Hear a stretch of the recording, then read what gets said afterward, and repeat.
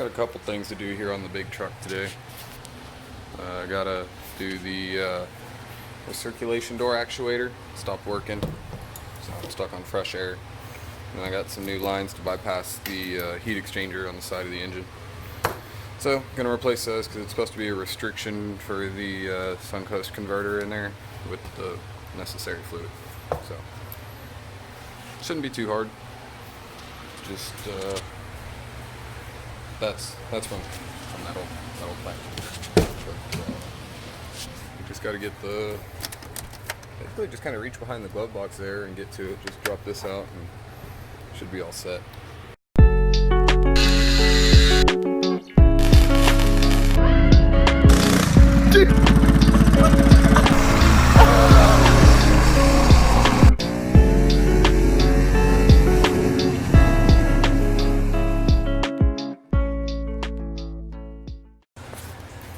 Alright, so got the glove box out. Only takes about 10 seconds. You got a little cable there to remove from the hole. You have this tab you have to push in because it hits right there.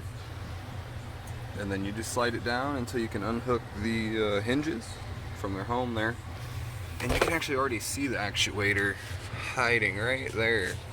So I'll get a flashlight, but there's some just a couple of bolts up in there you got to get out, and then undo the vacuum line from it, and it should come on out.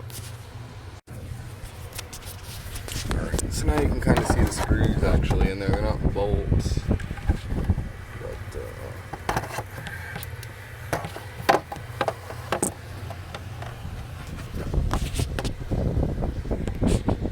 They're kind of hiding back there behind the cable tie, and the cable tie is there just overriding the blend door, because I wanted AC on recirculate while I was waiting for the new parts.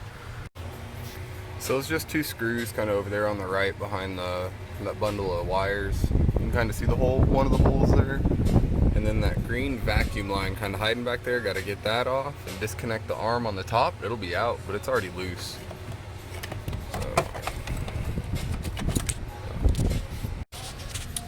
So it's out. And in there it has a little plastic tab on the end there. You just got to rotate it 90 degrees so it unhooks, and then you can pop that out. And then just installations reverse of that. Okay, so I've got them both here, the old one, the new one. You can kind of look in there. You can see the rubber diaphragm is all kind of hard to see without the light, but you can see the diaphragm in there. It's all torn and it's just not in good shape. Kind of a bench test for them. If you compress it like that, and then you block up here with this finger and block in the vacuum port, and it just pops right back out. That's not supposed to happen. If I take this one, do the same thing, block it, you can see the arm just stays there, and as soon as I lift my finger off, it moves out. So that's kind of what it's going to condemn it on a bench there. So you can test it, just make sure it's what's really wrong before you put the new one in. So that way when you go and put the AC on recirculate, after you get it all installed, it actually, you know it's going to work before you install it. Because there's nothing more frustrating than going through all the effort and money to replace it, have it not fix it. So I was trying to connect the rod at the top at first, but I was having some issues, so I went ahead and got the bottom screw in there. And hope to hold it a little more steady while I'm trying to align that top rod up there, because it's proven to be a little more difficult than it was to get it out. So something else I always make sure to do in a situation like this is, I've got it all installed, got the little vacuum line hooked up back down on the bottom, got it tightened down, connected at the top. So before I go ahead and reassemble everything, in this case the glove box, go ahead and test it. Assuming it's in a situation 2 test, so I'm just go ahead and turn the AC on here and make sure it actuates.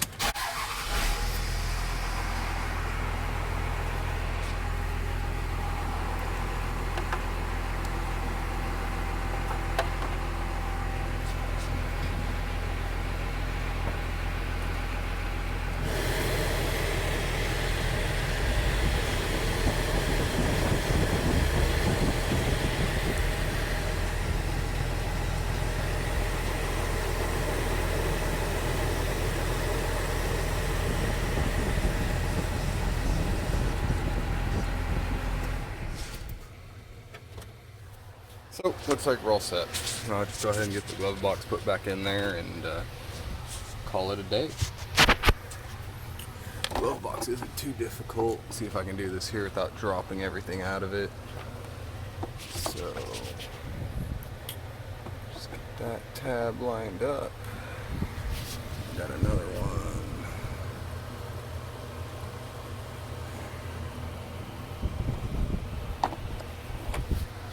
Go. And then to get that in there, you just kind of clicks into place. You get the little cable on this side reconnected.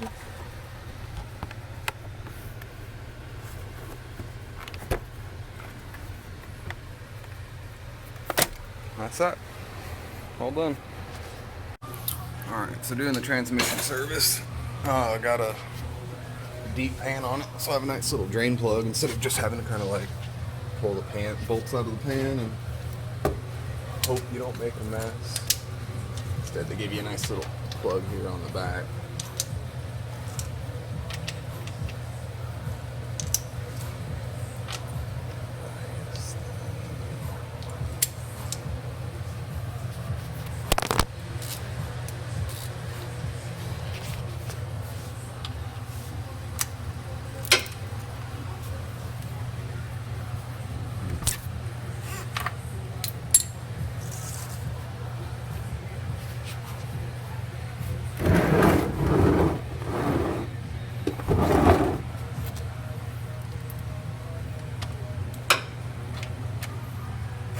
Okay, well, you get the point. Alright, so the full send diesel lines that I got here, so you got two ends on each of them. One of them's angled, one of them's straight. I scratched them up a little bit. They came perfect. But the angled side goes on the transmission, and they're both a little bit different, so you have to match the factory one. This one's 45, the other one's 90. And then the straight side is what connects to the cooler. Up here on the front, there's the gearbox, the steering gearbox, and then that's where the cooler lines are going to attach. Right there where the metal goes to the rubber. And they actually came with these little adapters. Oops.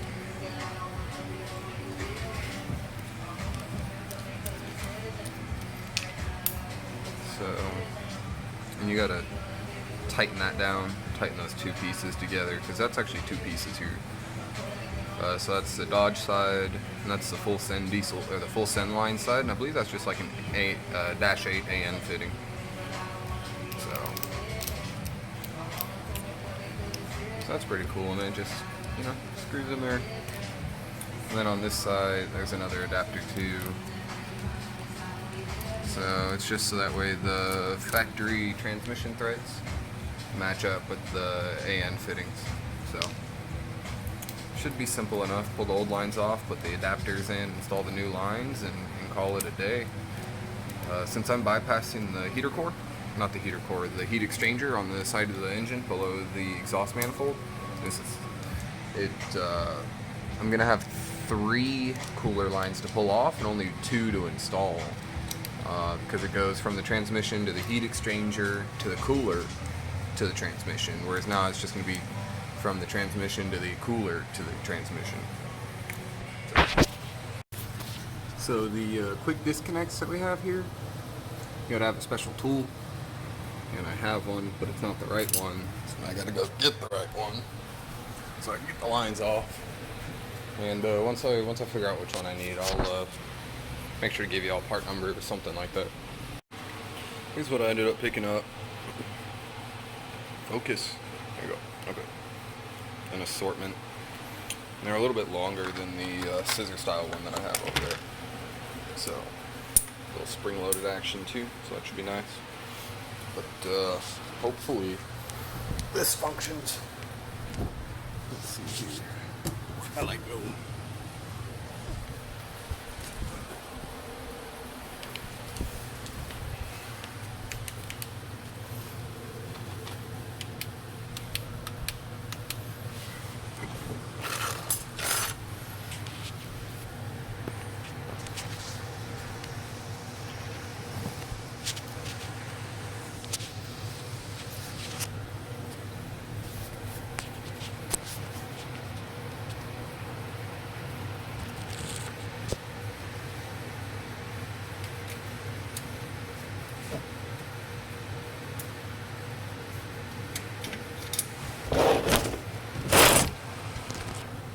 go.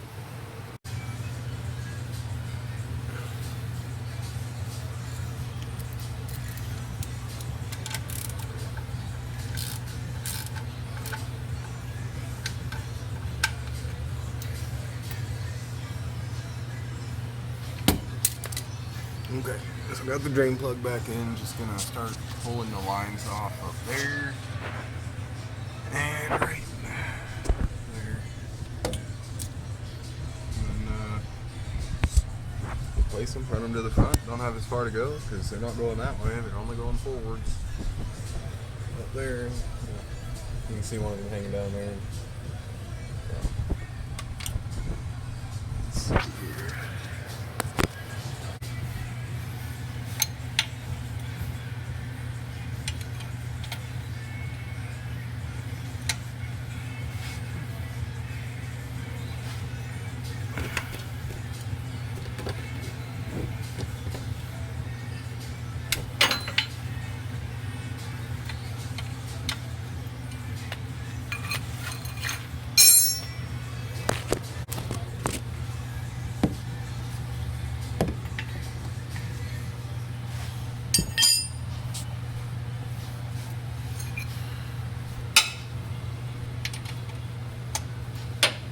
There we go. Get her off and should.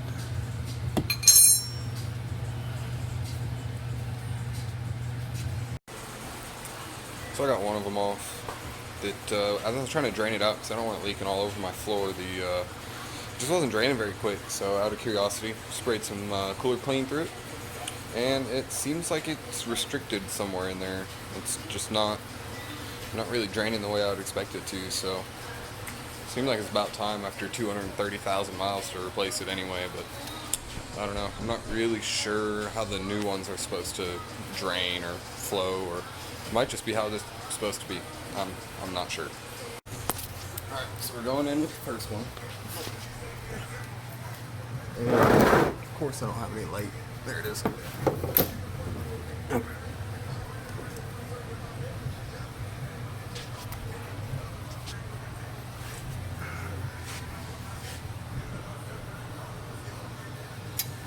Just rest that on there.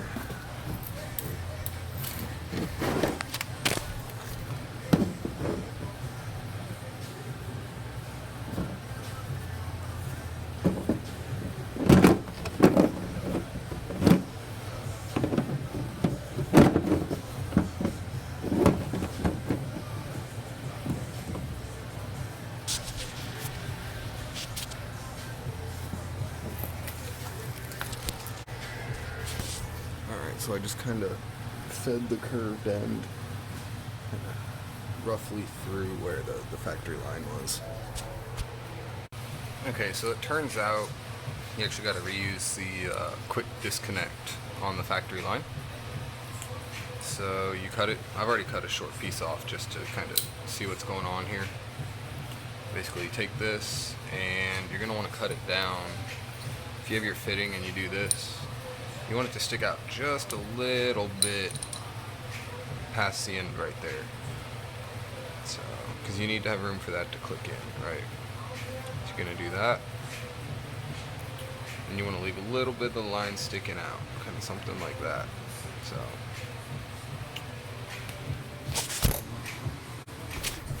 So take your cutter. You're going to need to use one of these or find a way to cut it, right?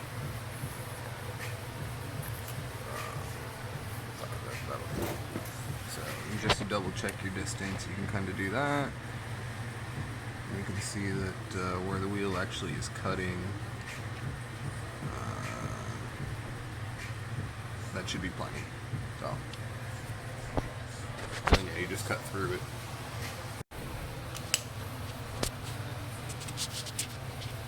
Gotta cut down.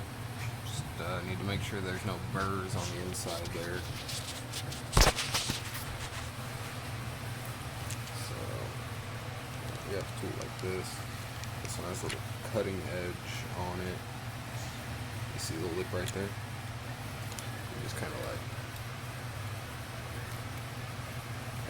get rid of the lip in there. Okay. So So now that it's deburred, take your fitting,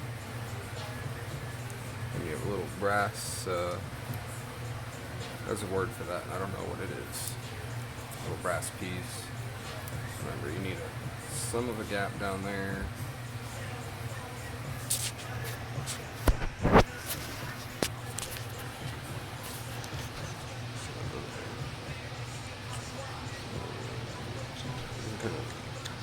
So that's seated all the way there. So here's your other piece to make it an AN fitting. So I just push that all the way down on there.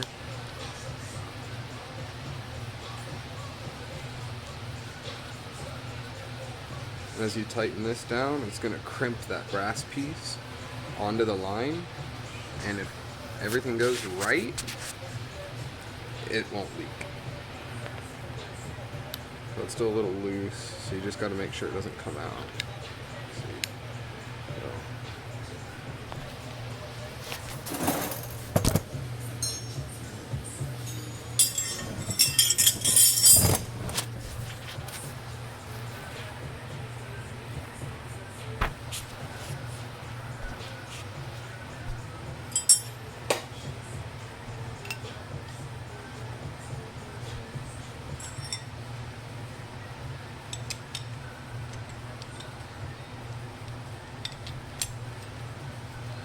Okay, well, you get the idea.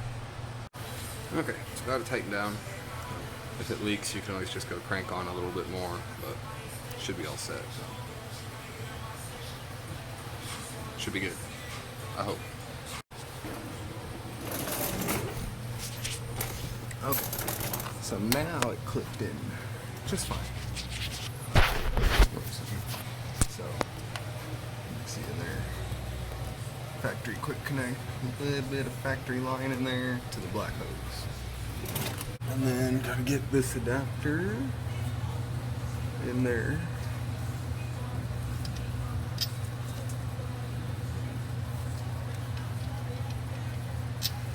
I guess this goes straight into the transmission. Alright, so got this line tightened down. And just tried to kind of minimize the loop on it, because it's pretty long.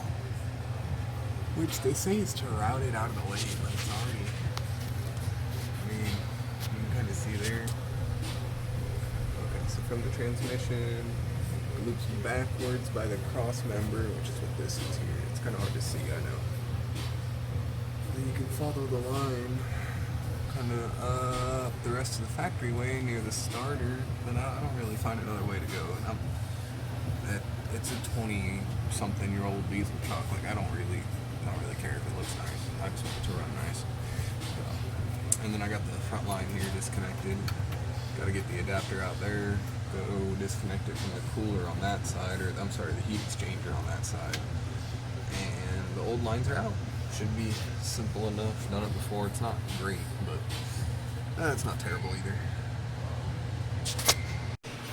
So I got the other fitting made, and this one was pretty difficult because the end of the line actually had a curve in it. So right here where you cut it off, you can kind of, if you look real close, you can kind of see how it's the curve. I cut it in the middle just because that's how much length I needed. And I tried to straighten it out and do my best, so 50-50 chance this is going to leak, and if it does, that's going to be a headache. But I'm going to go ahead and give this a shot and see what happens.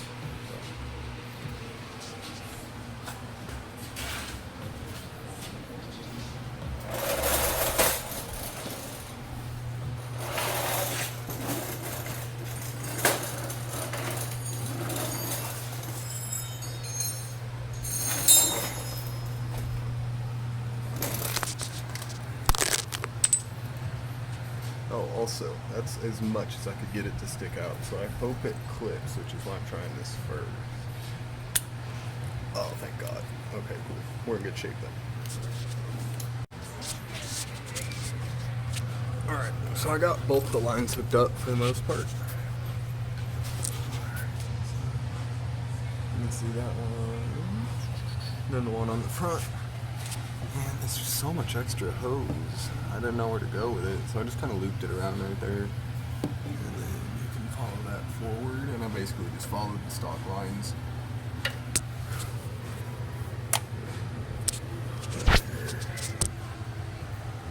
There we go, past the starter and to the front of the truck up there. So, just gonna tidy them up a little bit, and then we just gotta fill her up, and we should be good to go.